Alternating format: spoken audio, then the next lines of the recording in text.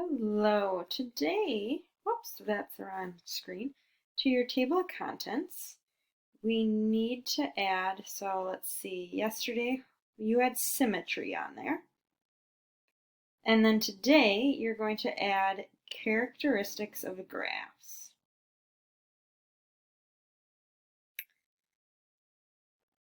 And today I think should be a pretty easy day. There's just kind of one thing that you have to remember, and the rest is pretty easy. So, oops. Let's have you guys go to that page in your book. I don't know why it has so much stuff on here. Anyways, let's have you write characteristics of graphs.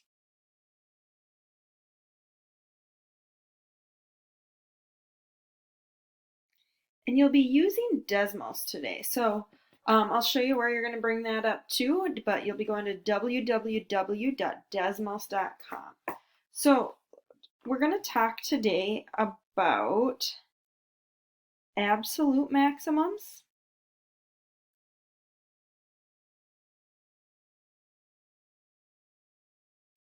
relative maximums,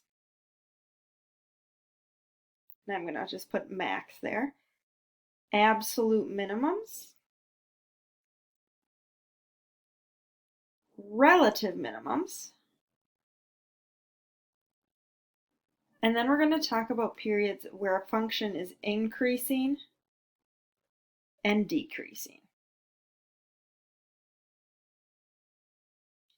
So the first thing we're going to do here is we are going to go to Desmos and we are going to graph y equals 5x to the fourth minus 10x squared minus 8. So what you're going to do, let me see if I can bring this up here so you can see it, is you are going to go to Desmos.com. I'm going to try and slide this over so you can see it. And when you go to Desmos.com, you're going to hit this graphing calculator here. And what we're going to do is graph this. So y equals 5x to the power of 4 minus 10x squared minus 8. And we have this graph here. So what we can do is, I can't quite see the bottom. We could go out and maybe you can change your window if you want to see it better. This little wrench key, that's your graph settings. And I didn't need it as wide on the x-axis, so I might just say from -10 to 10. And now if I look at it, it's not as wide. I mean, I could even go -5 to 5 if I wanted to. It makes it even wider. So we have this beautiful graph here. And our goal,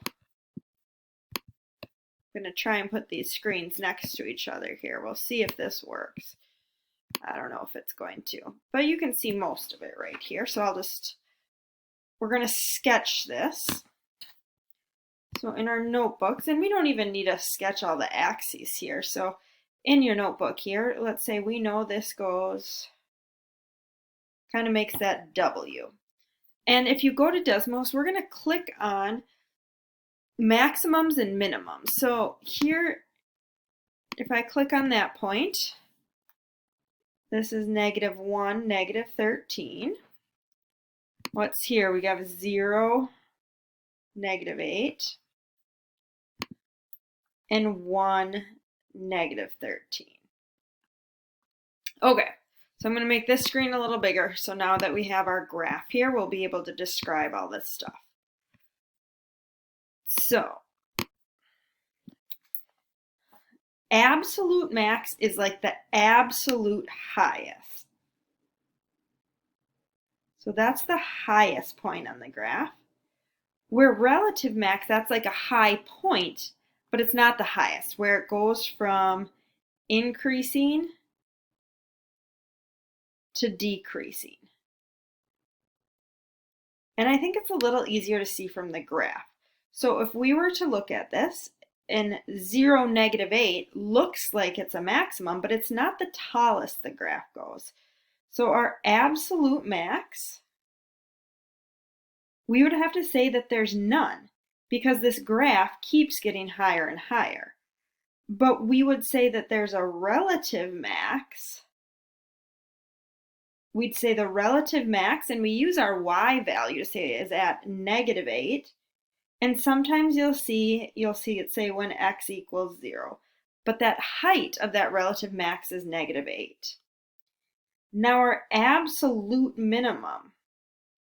The absolute minimum is the lowest of the graph, and the lowest would be these points. They're both the lowest. So -13 when x equals -1 and 1.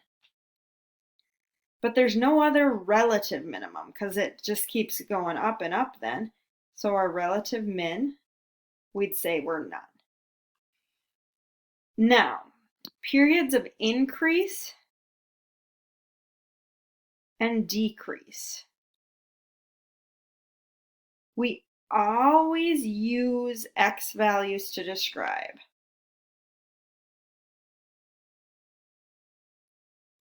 So, if I was to highlight this with this green color, those are two periods where the graph is increasing. So we can use it and we'll describe, again, only using our x values. So I'm going to highlight those x values too. So it's increasing between -1 and 0 and 1 to infinity. You could say it's increasing too if you wanted to use inequality notation. You could say -1 is less than x is less than 0, and then it increases when x is greater than 1. You could say that too. Now the other ones are where it's decreasing, where I didn't highlight.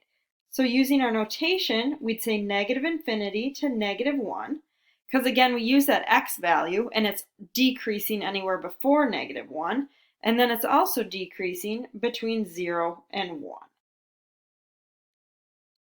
So we'll take a look at one more here and see if we can do this. And I'm just going to make up some points here. Let's say we have a graph.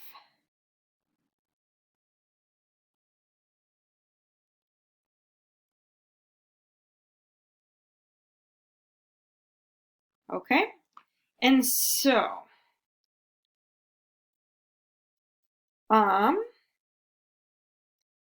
we have some key points here. So this is a high point. So that's -1 and 2.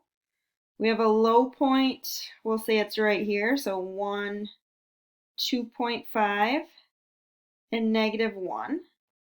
And then our graph ends at 1, 2, 3, 4, 5.5, comma, and 3. So our absolute max.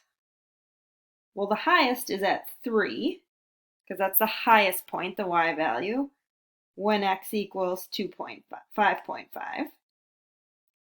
So that's our absolute max. Our relative max, there's another high point at 2, and that's when x equals -1. So again, max and mins, we're using our y values because we're describing that high and low. Now there's no, let's see, there's an absolute min, because there's the absolute lowest of the graph is at -1 when x equals 2.5, but there's no relative min. If you're like, when would you have a relative min? Let's say a graph went like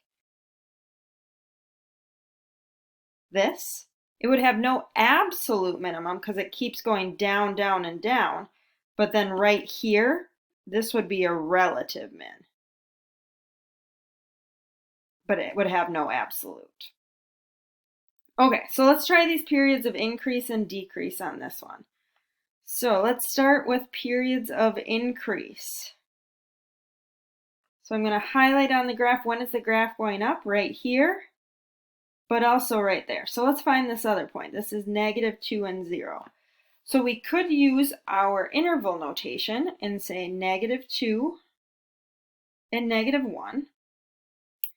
And then it's also increasing. Again, we're using our x values between 2.5 and 5.5. So again, when we're describing periods of increase and decrease, we're just describing between what x values. And again, we could write it with inequalities. -2 is less than x is less than -1. And 2.5 is less than x is less than 5.5. So now we have periods of decrease. Well, it's decreasing in that non-highlighted.